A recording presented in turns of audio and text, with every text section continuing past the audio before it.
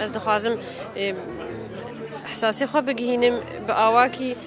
تعبیری نه بشكلك وقت بتقليدي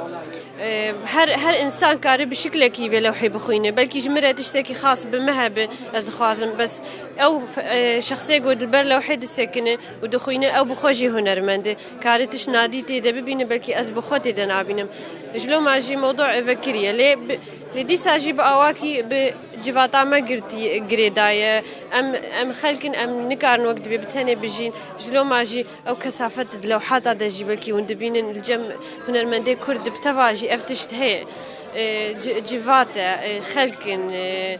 قرمبونة أو رنجي ماني قرم إيه كردي تمي خيادكن الجم هنرمندي كرد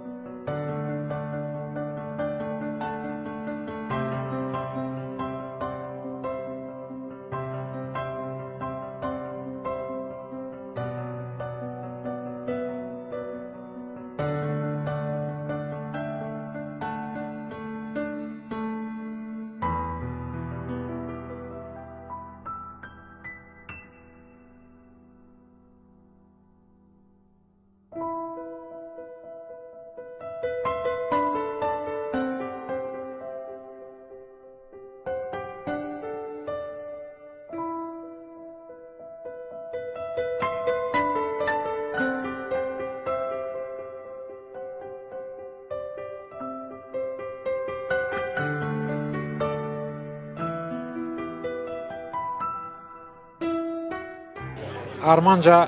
خبات من چی دمهم بپرسیم از خوازم دوار صنعتا هنک تشتان نشانی قلی خو بدم و اف صنعتا نه بتنی جبوکم رسمات شکن هم دخوازن هنک قلک تشتن وکیلی که مرا بکنه بده قلی خو لسر بفکره و جبو پیش روزی بکنه به تشتکی جدرخه برهمه من حمو دی یک ستیلی دانه بابت برهم چکریه هنگی وان مرا کان سر بفکره